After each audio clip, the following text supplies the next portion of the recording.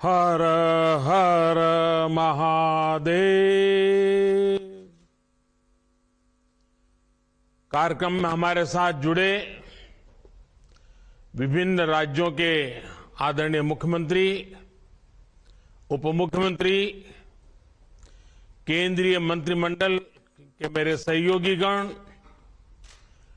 Tourism industry के साथी, देश विदेश से वाराणसी पहुंचे टूरिस्ट, अन्य महानुभाव, देवी और सज्जनों, आज लोहड़ी का उमंग भरा त्योहार है।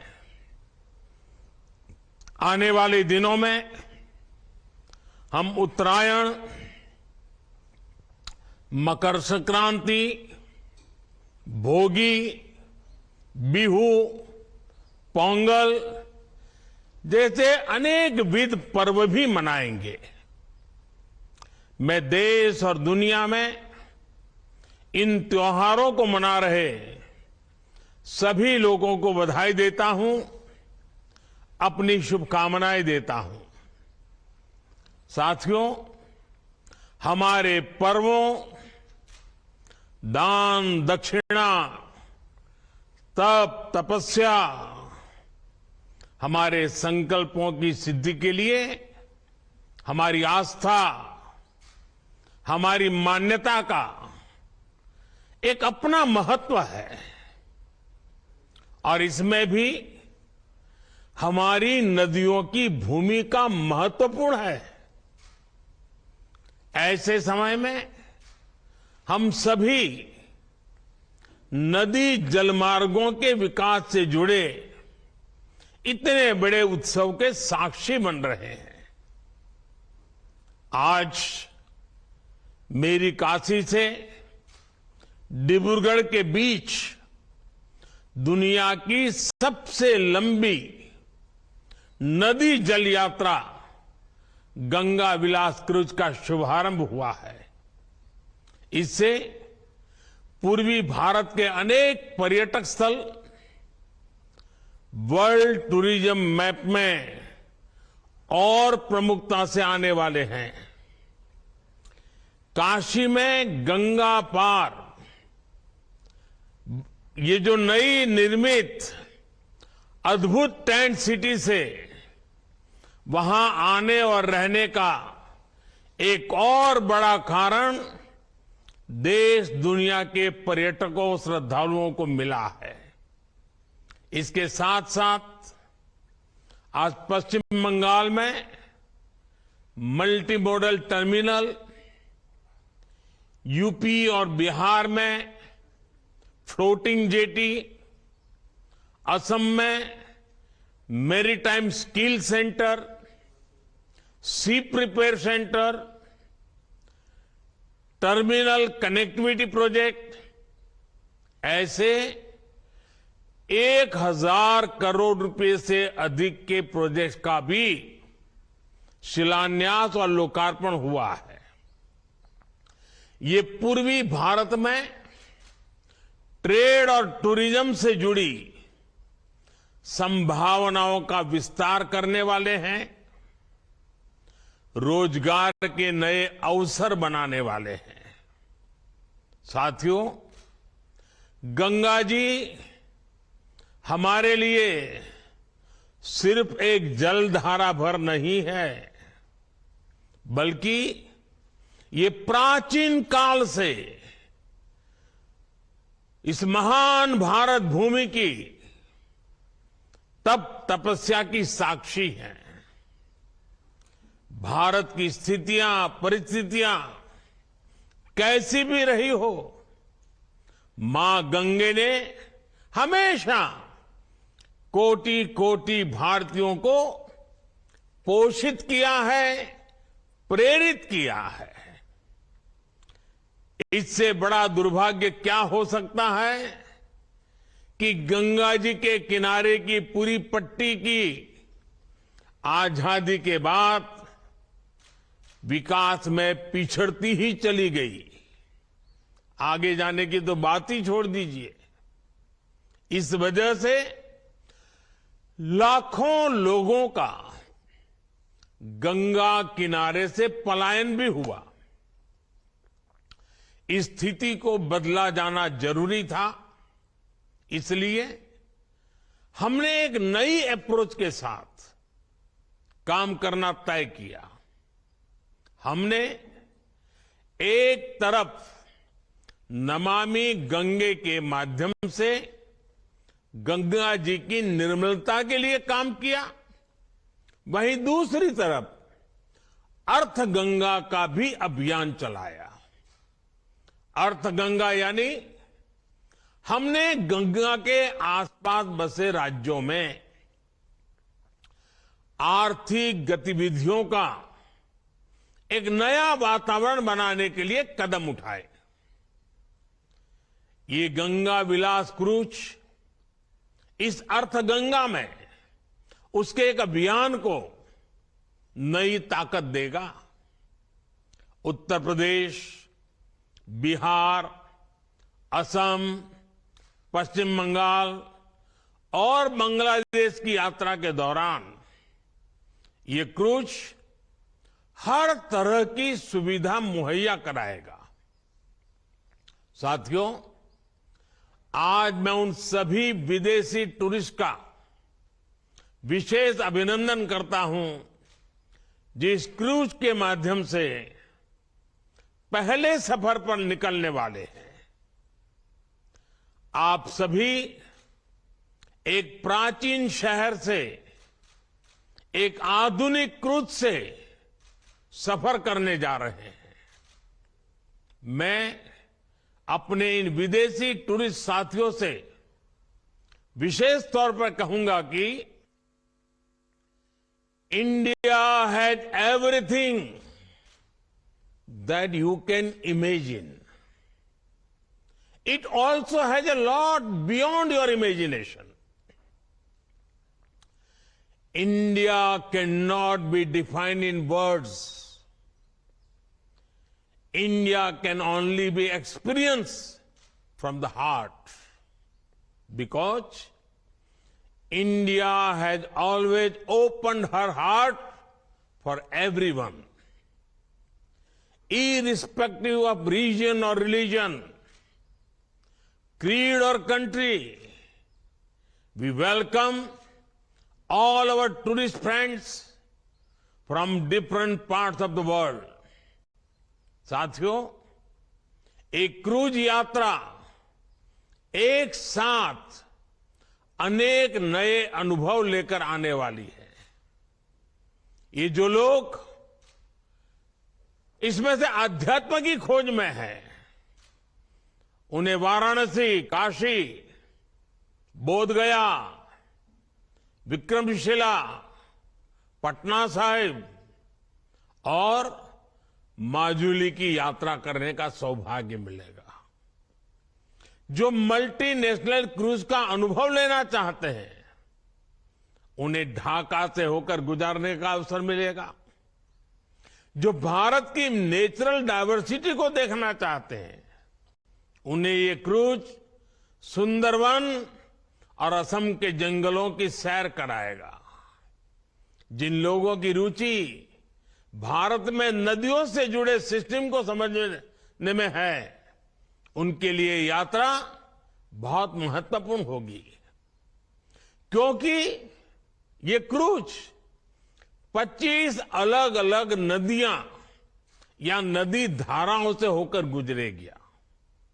और जो लोग भारत के समृद्ध खान पान का अनुभव लेना चाहते हैं, उनके लिए भी ये बेहतरीन अवसर है। यानी भारत की विरासत और आधुनिकता का अद्भुत संगम हमें इस यात्रा में देखने को मिलेगा। क्रूज टूरिज्म का ये नया दौर इस क्षेत्र में हमारे युवा साथियों को रोजगार, स्वरोजगार के नए अवसर भी देगा। विदेशी पर्यटकों के लिए तो ये आकर्षण होगा ही, देश के भी जो पर्यटक पहले ऐसे अनुभवों के लिए विदेश जाते थे, वे अब पूर्वी भारत का रुख कर पाएंगे। ये क्रूज जहां से भी गुजरेगा, वहां विकास की एक नई लाइन तैयार करेगा। क्रूज टूरिज्म के लिए ऐसी ही व्यवस्थाएं हम देश भर के नदी जलमार्गों में तैयार कर रहे हैं। शहरों के बीच लंबे रिवर क्रूज के अलावा हम अलग अलग शहरों में छोटे क्रूज को भी बढ़ावा दे रहे हैं। काशी में भी इस प्रकार की व्यवस्था अभी चल रही है। ये हर पर्यटक वर्ग की पहुंच में हो, इसके लिए बजट से लेकर लग्जरी क्रूज तक हर प्रकार की सुविधाएं देश में विकसित की जा रही हैं। साथियों, देश में क्रूज टूरिज्म और हेरिटेज टूरिज्म का यह संगम ऐसे समय में हो रहा है जब भारत में पर्यटन का एक बुलंद दौर शुरू हो रहा है। भारत की वैश्विक भूमिका जैसे जैसे बढ़ रही है, वैसे वैसे भारत को देखने, भारत को जानने और भारत को समझने की उत्सुकता भी बढ़ रही है। इसलिए बीते 8 वर्षों में हमने भारत में टूरिज्म सेक्टर के विस्तार पर विशेष बल दिया है। हमने अपने आस्था के स्थानों, तीर्थों, ऐतिहासिक स्थलों के विकास को भी प्राथमिकता बनाया है। काशी नगरी तो हमारे इन प्रयासों की साक्षात साक्षी बनी है। आज मेरी काशी की सड़कें चौड़ी हो रही हैं, गंगा जी के घाट स्वच्छ हो रहे हैं। काशी विश्वनाथ धाम का पुनर्निर्माण होने के बाद जिस प्रकार श्रद्धालुओं और पर्यटकों में उत्साह देखा जा रहा है, वो भी अभूतपूर्व है। बीते वर्ष जितने श्रद्धालु काशी आए हैं, उससे हमारे नाविकों, रेहड़ी ठेले, रिक्शा वालों, दुकानदारों, होटल गेस्ट हाउस चलाने वालों, सभी को लाभ हुआ है। अब गंगा पार के क्षेत्र में इन नई टेंट सिटी काशी आने वाले श्रद्धालुओं को, पर्यटकों को एक नया अनुभव देगी। इस टेंट सिटी में आधुनिकता भी है, अध्यात्म भी और आस्था भी है। राग से लेकर स्वाद तक बनारस का हर रस, हर रंग इस टेंट सिटी में देखने को मिलेगा।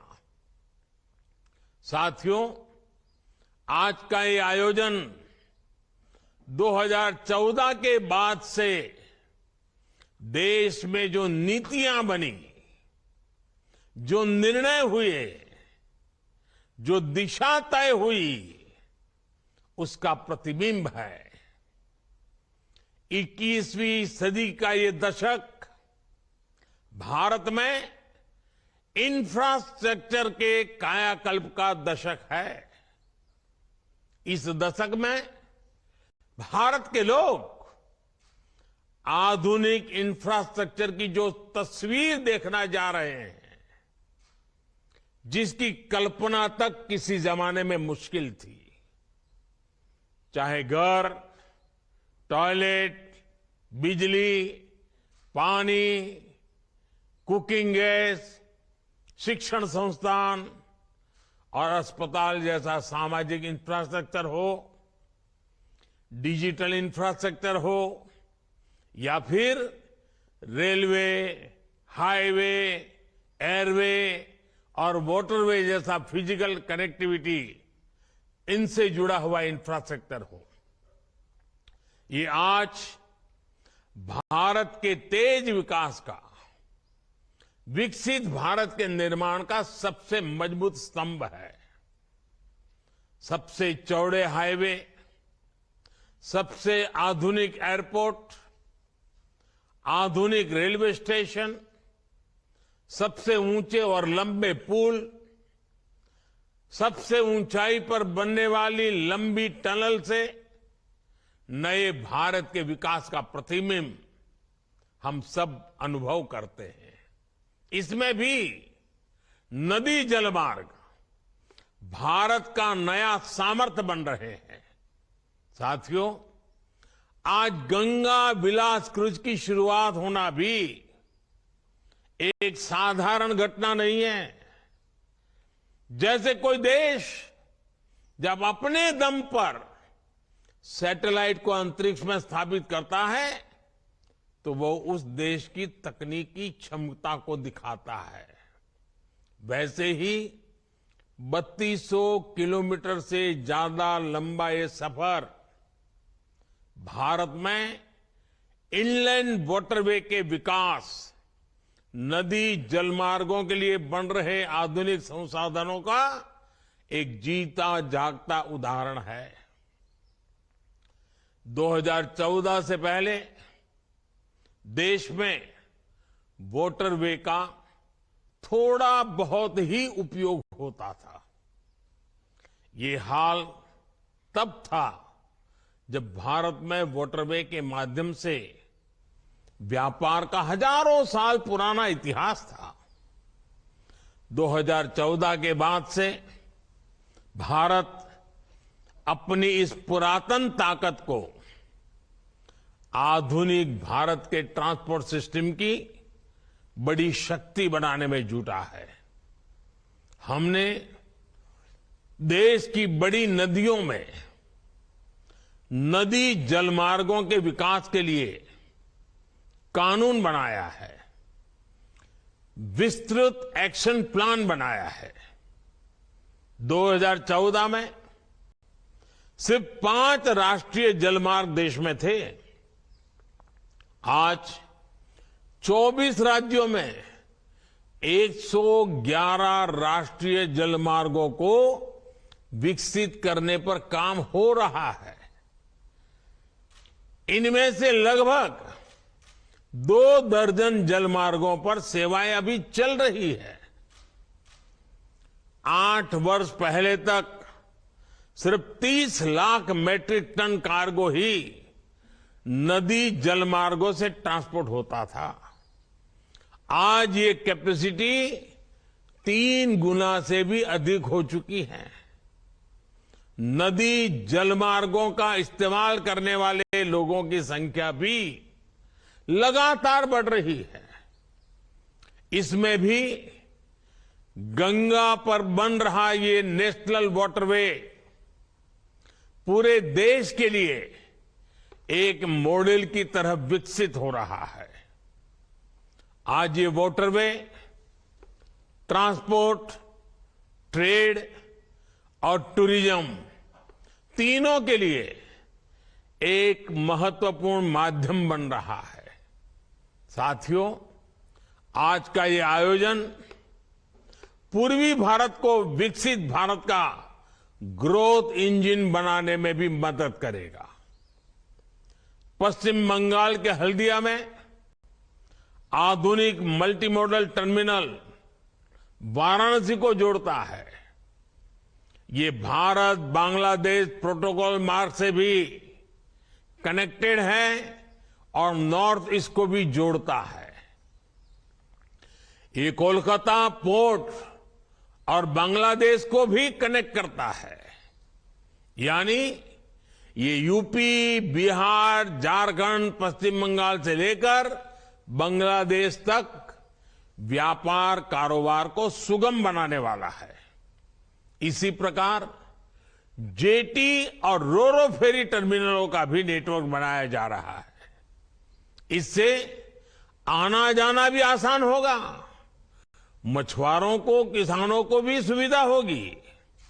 साथियों, क्रूज हो, कार्गो शिप हो, ये ट्रांसपोर्ट और टूरिज्म को तो बल देते ही हैं, इनकी सर्विस से जुड़ी पूरी इंडस्ट्री भी नए अवसरों का निर्माण करती है। इसके लिए जो स्टाफ चाहिए, जो स्किल्ड लोग चाहिए, उसके लिए भी ट्रेनिंग का प्रबंध आवश्यक है। इसके लिए गुवाहाटी में स्किल डेवलपमेंट सेंटर बनाया गया है।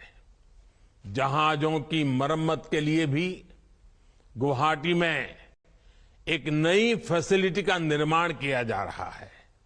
साथियों, ये जलमार्ग पर्यावरण की रक्षा के लिए भी अच्छे हैं और पैसों की बचत भी करते हैं। एक स्टडी के मुताबिक सड़क के मुकाबले जलमार्ग से परिवर्तन की लागत 2.5 गुना कम आती है। वहीं रेल के मुकाबले जलमार्ग से परिवहन की लागत 1/3 कम होती है। आप कल्पना कर सकते हैं कि वाटरवे से ईंधन की कितनी बचत होती है, पैसा कितना ज्यादा बचता है। भारत ने जो नई लॉजिस्टिक पॉलिसी बनाई है, उसमें भी तेजी से बन रहे ये वाटरवेज बहुत मदद करने वाले हैं। इसमें भी बहुत महत्वपूर्ण बात ये कि भारत में हजारों किलोमीटर लंबा वाटरवे नेटवर्क तैयार होने की क्षमता है। भारत में जो 125 से ज्यादा नदियां और नदी धाराएं हैं, वो लोगों और सामान के ट्रांसपोर्ट में इस्तेमाल की जा सकती है। ये वाटरवे भारत में पोर्ट लेड डेवलपमेंट को भी बढ़ाने में मदद करेंगे। कोशिश यही है कि आने वाले वर्षों में वाटरवेज, रेलवेज और हाईवेज का मल्टी मॉडल आधुनिक नेटवर्क भारत में बने। हमने बांग्लादेश और अन्य देशों के साथ समझौते भी किए हैं, जिससे नॉर्थ ईस्ट की वाटर कनेक्टिविटी भी सशक्त हो रही है। साथियों, विकसित भारत के निर्माण के लिए सशक्त कनेक्टिविटी आवश्यक है। इसलिए हमारा ये अभियान निरंतर चलता रहेगा। नदी जल शक्ति देश के ट्रेड और टूरिज्म को नई बुलंदी दे, इसी कामना के साथ सभी क्रूज यात्रियों को सुखद यात्रा के लिए अनेक अनेक शुभकामनाएं देता हूं। आप सबको बहुत बहुत धन्यवाद।